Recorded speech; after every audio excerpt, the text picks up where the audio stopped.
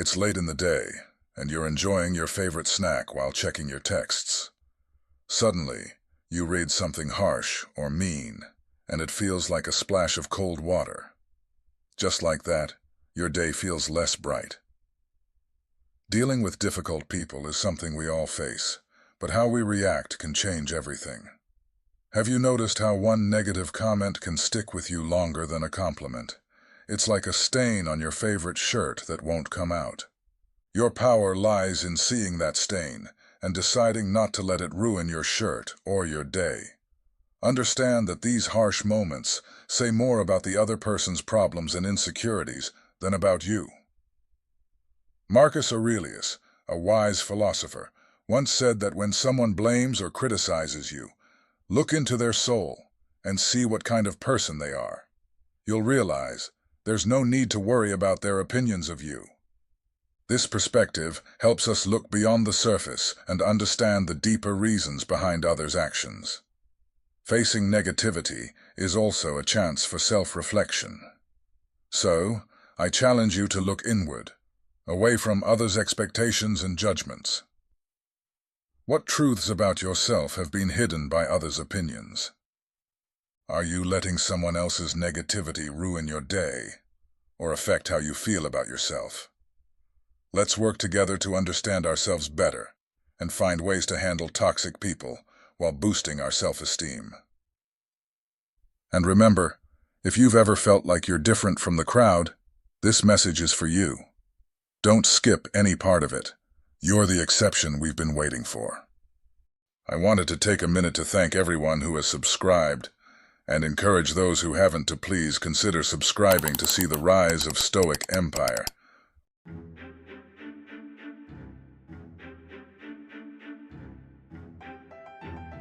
First, let's talk about self-awareness.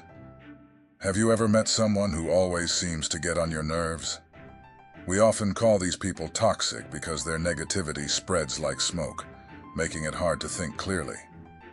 But what if I told you there's a way to clear the air and stay focused? It all begins with self-awareness. Just like you avoid smoke if you know you're allergic to it, understanding your reactions to toxic people helps you maintain your emotional distance.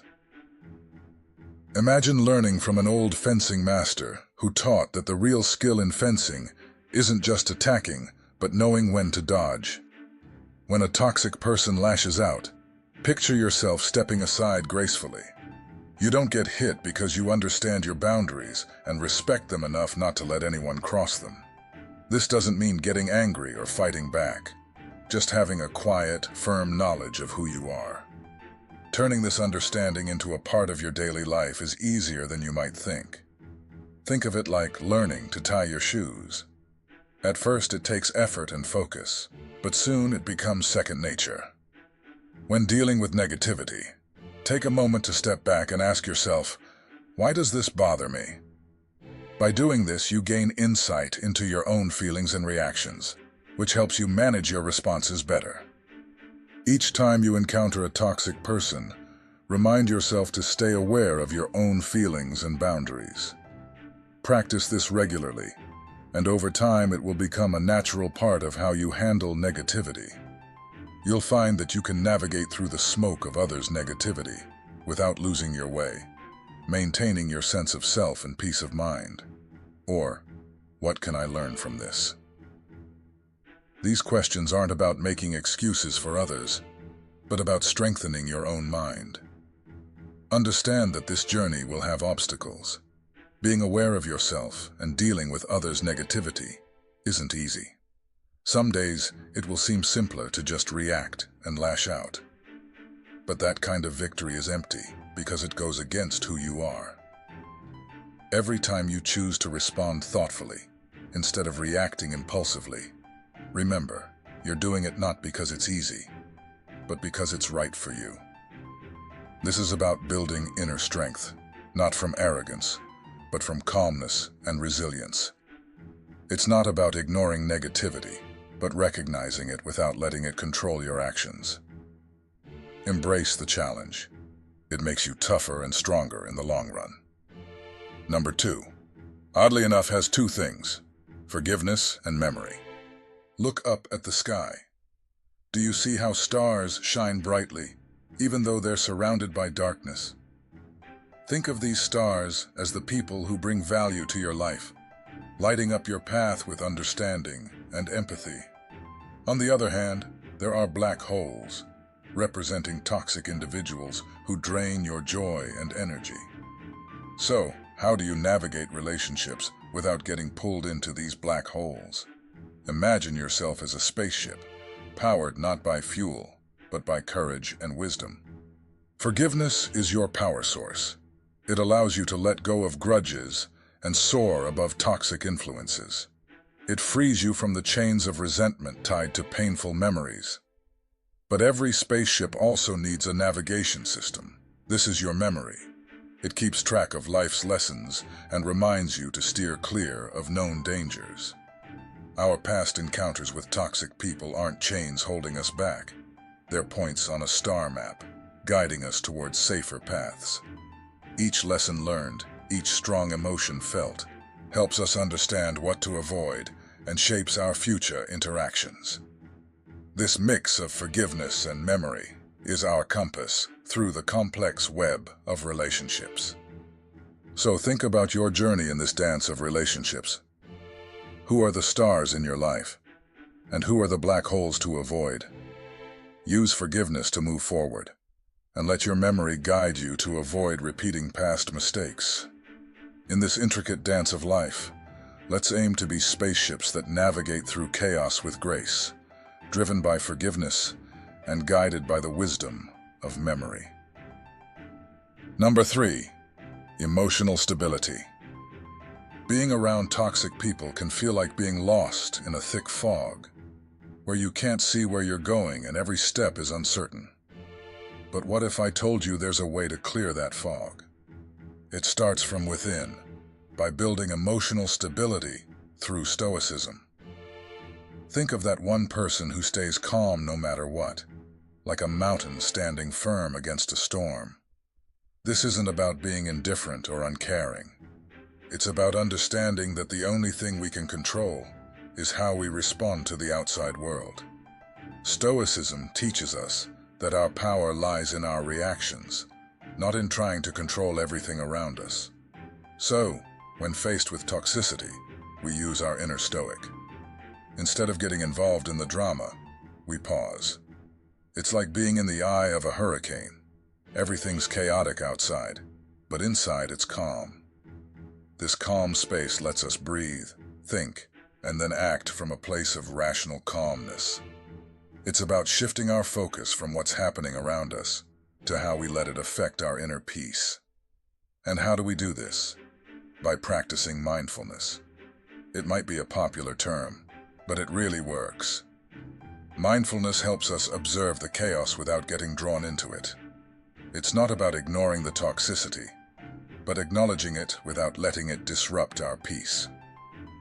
It's realizing that, like clouds in the sky, these moments will pass. So next time you're in a negative situation, remember, you're the builder of your own peace. Build it strong. Number 4, setting boundaries. Imagine your day as a painting. Some interactions are bright and uplifting, making your day better. But others, from toxic people, are dark and heavy, ruining the whole picture. These negative encounters change your mood and how you see yourself. Think of the ancient Stoics.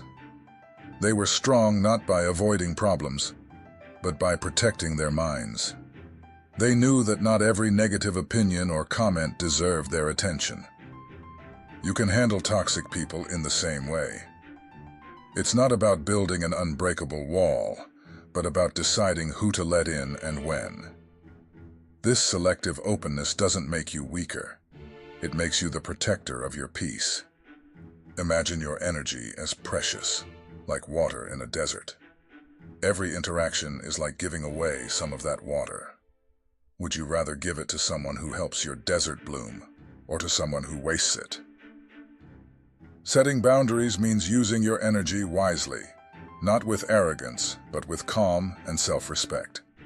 It's about saying, "This is my limit," because your peace is important. So start viewing each day as a chance to create a beautiful masterpiece. Invest your energy in things that help you grow. Remember, setting boundaries isn't aggressive. It's about respecting yourself and being wise. If you enjoy our journey together, please consider subscribing. Begin today by defining where your space ends and the chaos begins, and watch how your life improves.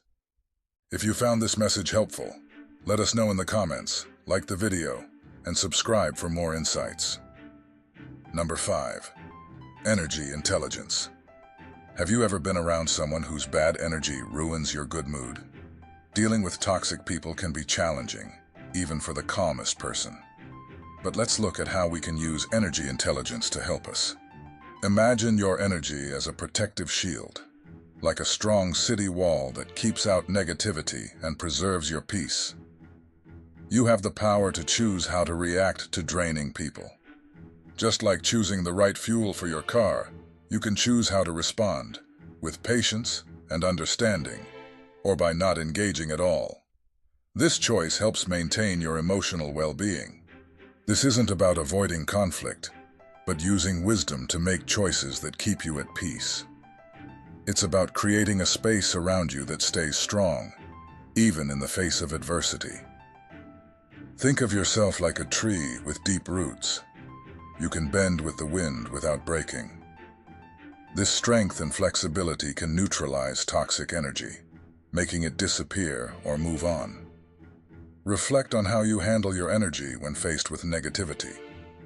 Did you let it ruin your mood, or did you stay positive and help guide the situation back to calm? This journey is about recognizing the strength and wisdom within you, ready to face any challenge. Take a moment to pause, breathe, and remember your power. How will you use your energy intelligence to protect your peace and help others? The real test of your strength is not avoiding the storm, but how you dance in the rain. Almost halfway, you're doing great. Let's talk about focusing on your goals for number 6. Have you ever really wanted something, like learning a new skill, getting fit, or working on a project that's important to you? It feels like you know exactly what you're doing and where you're going. But then, suddenly, someone or something comes along and makes you feel unsure. It's like a strong wind blowing your plans off course. It's not a good feeling. Think about Jordan. He wanted to start a small online business, but some of his friends and family didn't believe in him. They said it wouldn't work, or suggested he do something safer. Maybe you've been in a similar situation. Instead of arguing with them or trying to prove himself, Jordan focused on getting better at what he was doing, learning more, and building his business step by step. What can we learn from Jordan? It's important to believe in yourself and not let negativity stop you. Dealing with negative people is tough. The Stoics, a group of ancient philosophers, had a good idea about this. They said we should focus on what we can control. We can't change how other people act, but we can control how we react to them. It's like wearing a raincoat in a storm. It won't stop the rain, but it keeps you dry. We want to be resilient like that. So next time someone doubts your plans or goals, think of Jordan. Instead of arguing with them, keep going. Smile, nod, and stay focused on what you want to achieve. You have important things to do, and you shouldn't let negativity hold you back. Stay strong, stay focused, and remember, you're in charge of your own journey. Number 7. Seeking support. Every once in a while, every now and then, we come across individuals who seem to disrupt our peace of mind in every conceivable way. These people cast a shadow over our sunny days, making us feel like we're sinking deeper into frustration or anger with every effort to maintain our composure. Dealing with toxic individuals is like navigating through a storm. It puts our patience and stoicism to the test. However, seeking support in such situations isn't a sign of weakness. It's a display of wisdom. Just as a single candle can dispel darkness, sharing our struggles with someone who understands can illuminate paths we hadn't noticed before. These supportive individuals don't fight our battles for us. Instead, they reinforce our inner strength and resilience, drawing from their own experiences to offer invaluable advice. Imagine having a wise mentor at your side, guiding you through turbulent waters with grace. To tap into our inner Stoic strength, we must recognize when external perspectives can aid us. While we may not be able to control the actions of others, we have full control over our reactions. Stoicism teaches us to detach ourselves from the situation and view it from a broader perspective, akin to zooming out on a map to discover alternative routes. Seeking support grants us the breathing space to reflect and carefully choose our responses in alignment with our values and peace of mind. Consider your own encounters with challenging individuals. Have you attempted to tackle them alone, relying solely on your own strength? Or have you sought out supportive perspectives that could potentially change your outlook? Remember, true Stoicism isn't about suffering in silence or isolation. It's about recognizing when and how to leverage the wisdom and support of those around us to navigate life's challenges with greater ease and understanding.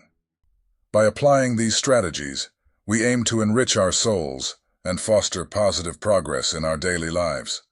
I stand firmly by your side, not only as a guide, but also as a companion on the journey of self-development through Stoic philosophy.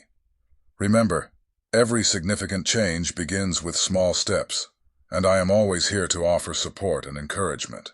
Continue striving to be the best version of yourself, and remember that true peace and value originate from within.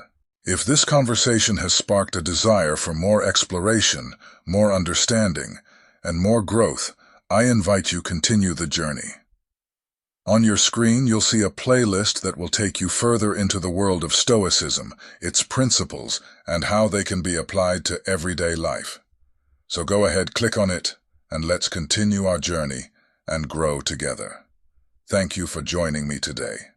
Until next time, stay stoic, my friends. Watch the next video, and I'll see you there.